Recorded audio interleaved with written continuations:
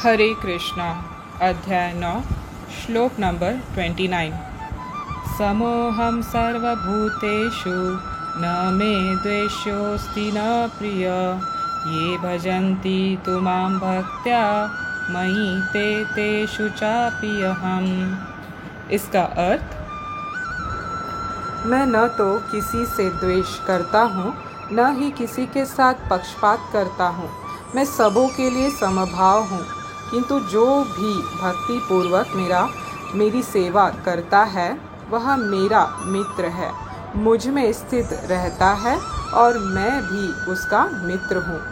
तात्पर्य, यहाँ यह प्रश्न किया जा सकता है कि जब कृष्ण का सबों के लिए समभाव है और उनका कोई विशिष्ट मित्र नहीं है, तो फिर वे उन भक्तों में विशेष रुचि क्यों लेते हैं जो उनकी दिव्य सेवा में सदैव लगे रहते हैं। किंतु यह भेदभाव नहीं है, यह तो सहज है।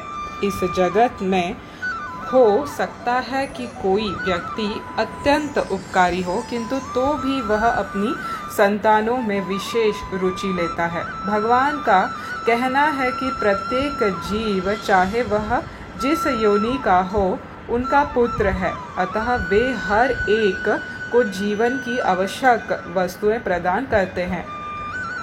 वे उस बादल के सदृश हैं जो सबों के ऊपर जल वृष्टि करता है, चाहे वह वृष्टि चट्टान पर हो या स्थल पर या जल में हो। किंतु भगवान अपने भक्तों का विशेष ध्यान रखते हैं। ऐसे ही भक्तों का यहाँ उल्लेख हुआ है। वे सदैव कृष्ण भावनामृत में रहते हैं, फलतः वे निरंतर कृष्ण में लीन रहते हैं। कृष्ण भावनामृत शब्द ही बताता है कि जो लोग ऐसे भावनामृत में रहते हैं वे सजीव आध्यात्मवादी हैं और उन्हीं में स्थित हैं। भगवान यहाँ स्पष्ट रूप से कहते हैं, मयि ते, अर्थात वे मुझ में हैं, फलतः भगवान भी उनमें हैं। इससे ये यथा मां प्रपद्यन्ते तामस तथैव भजाम्यहम् की भी व्याख्या हो जाती है। जो भी मेरी शरण में आ जाता है उसकी मैं उसी रूप में रखवाली करता हूँ। यह दिव्य आदान प्रदान भाव विद्यमान रहता है, क्योंकि भक्त तथा भगवान दोनों सचेतन है। जब हीरे को सोने की अंगूठी में जड़ दिया जाता है तो वह अत्यंत सुंदर लगता है। इससे सोने की महिमा बढ़ती है, किंतु साथ ही हीरे की भी महिमा बढ़ती है। भगवान तथा जीव निरंतर चमकते रहते हैं और जब कोई जीव भगवान की सेवा में प्रवृत्त होता है तो वह सोने की भांति दिखता है। भगवान हीरे के समान है, अतः यह संयोग अत्युत्तम होता है। शुद्ध अवस्था में जीव भक्त कहलाते हैं। परमेश्वर अपने भक्तों के भी भक्त बन जाते हैं। यदि भगवान तथा भक्त में आदान प्रदान का भाव न रहे तो सगुणवादी दर्शन ही न रहे। मायावादी दर्शन में परमेश्वर तथा जीव के मध्य ऐसा आदान प्रदान का भाव नहीं मिलता, किंतु सगुणवादी दर्शन में ऐसा होता है। प्रायः यह दृष्टांत दिया जाता है कि भगवान कल्प वृक्ष के समान है और मनुष्य इस वृक्ष से जो भी मांगता है भगवान उसकी पूर्ति करते हैं। किंतु यहाँ पर जो व्याख्या दी गई है वह अधिक पूर्ण है। यहाँ पर भगवान को भक्त का पक्ष लेने वाला कहा गया है। यह भक्त के प्रति भगवान की विशेष कृपा की अभिव्यक्ति है।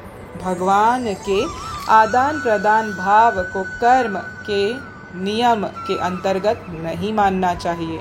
यह तो उस दिव्य अवस्था से संबंधित रहता है जिसमें भगवान तथा उनके भक्त कर्म करते हैं।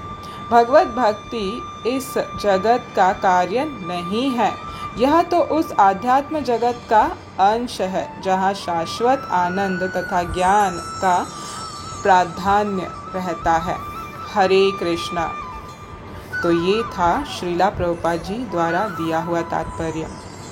तो दोस्तों, मुझे शायद ज़्यादा व्याख्या करने की ज़रूरत नहीं है यहाँ पे, क्योंकि श्रीला प्रभुपाद ने इतने सारे एग्जाम्पल्स दिए हैं और हमें बता दिया है कि भगवान क्या कहना चाहते हैं। तो आप समझ गए होंगे कि भगवान सबके तरफ समदृष्टि रखते हैं, सबके लिए इक्वल है, पार्शलिटी नहीं करते हैं किसी के साथ कि इसको कम दिया उसको ज़्यादा दिया या इसको ज़्यादा दिया उसको कम दिया, नहीं, भगवान सबके तरफ समभाव है। मगर जब कोई भगवान को प्रेम करना चाहता है, उनकी सेवा करना चाहता है, तो उसके तरफ भगवान विशेष ध्यान देते हैं। ये भगवान कृष्ण का कहना है। अगर आप और स्पष्टता से जानना चाहते हैं, अभी भी आपके समझ में इतना नहीं आया और आपको लगता होगा कि भगवान पक्षपाती है, ठीक है, एक कथा आपको सुनाती हूँ जो महाभारत की ही कथा है और ये युद्ध से पहले हुई थी घटना। तो एक बार की बात थी कि जैसे कुरुक्षेत्र की युद्ध शुरू ही होने वाली थी, तो ये तो आपको पता था कि अर्जुन और दुर्योधन दोनों कृष्ण के पास जाते हैं, है ना, उनकी मदद सहायता मांगने के लिए। तो कृष्ण ने दोनों को एक एक विकल्प दिए थे, ठीक है। तो कृष्ण ने उन्हें पहले भी बताया था कि हर एक पक्ष को या तो भगवान खुद कृष्ण मिलेंगे या कृष्ण की सेना, जिसको नारायणी सेना भी कहते हैं, वो मिलेगी। और कृष्ण ने उन्हें वचन दिया था कि कृष्ण एक भी अस्त्र या शस्त्र का प्रयोग नहीं करेंगे। लेकिन अभी दुर्योधन यदि चाहता तो वो भी कृष्ण को चुन सकता था, है ना, लेकिन उसने ऐसा नहीं किया। तो जब चुनाव का वक्त आ गया तो अर्जुन ने कृष्ण को चुना और दुर्योधन ने नारायणी सेना चुना। इस तरह से कृष्ण दोनों के लिए बराबर थे, मतलब दोनों को विकल्प दिया था, मगर दोनों अपने हिसाब से उन्होंने चुनाव किया। परंतु दुर्योधन को कृष्ण की सेना में ज़्यादा दिलचस्पी थी, तो उसने कृष्ण की सेना को चुना और कृष्ण को नहीं चुना। दूसरी ओर अर्जुन ने क्या किया है, जो कि एक भक्त था, वो उसे कृष्ण चाहिए थे, तो उसने कृष्ण को चुना। क्यों? क्योंकि वो पता था कि संसार में सब शून्य है, कोई कुछ करने के लायक नहीं है, चाहे वो शक्ति के हिसाब से हो, युक्ति के हिसाब से हो, ज्ञान के हिसाब से हो, सौंदर्य के हिसाब से हो। भगवान तो सर्वशक्तिमान है, पूर्ण ज्ञानी है और पूर्ण ऐश्वर्य से संपन्न है, इसलिए उनको भगवान कहते हैं। तो जब भगवान अगर अस्त्र शस्त्र नहीं उठाते हैं तो भी वो मेरे साथ खड़े रहते हैं, तो मेरी निश्चित जय होगी। ये अर्जुन को पूरी तरह से पता था, तो उसने भगवान को चुना। इसीलिए अब उसकी भक्ति का प्रतिदान करने के लिए भगवान ने क्या किया, भगवान अर्जुन के सारथी बन गए और उसका मार्गदर्शन करने लगे, है ना, जबकि वो सबके हितैषी है, सबके हित करता है।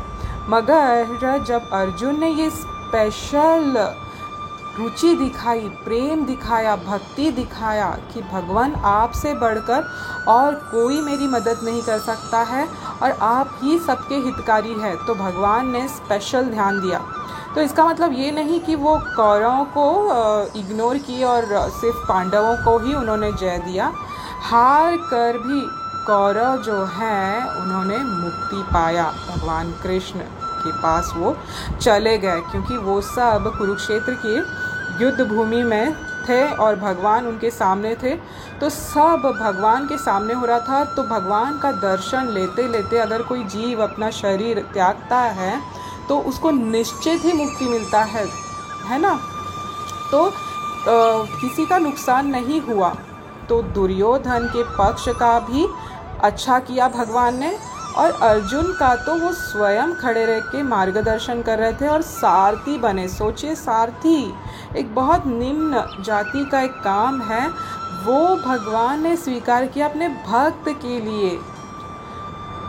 जैसे वैष्णव भजन में कहते हैं, सबसे ऊंची प्रेम सगाई, सबसे ऊंची प्रेम सगाई, प्रेम के बस अर्जुन रथ हाक्यो, भूल गए ठकुराई, सबसे ऊंची प्रेम सगाई, सबसे ऊंची प्रेम सगाई।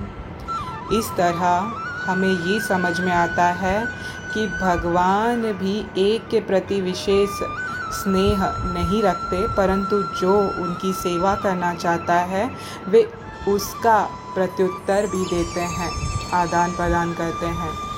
उसी तरह हम निरंतर हरे कृष्ण महामंत्र का जप करेंगे, जो कि सबसे प्रेम का बड़ी पराकाष्ठा है। ये मंत्र और कुछ नहीं है, ये भगवान के तरफ जीव का प्रेम दर्शाता है। हरे कृष्णा, ये भगवान की तरफ हम अपना कदम बढ़ा रहे हैं, तो इससे बढ़कर प्रेम और क्या हो सकता है। इसीलिए मनुष्यों को, जीवों को कभी निराश नहीं होना चाहिए। कभी कुछ होता है तो निराशा नहीं होना चाहिए उससे। दोस्तों, भगवान हर समय हमारी परीक्षा लेते हैं, मगर साथ भी देते हैं, ये निश्चित है। इसीलिए हरे कृष्ण महामंत्र जप करते रहना चाहिए, बिल्कुल न रुकते हुए। हरे कृष्णा कृष्णा कृष्णा हरे हरे, हरे राम राम राम हरे हरे। श्री कृष्ण भगवान की जय। श्रीला प्रभुपाद की जय।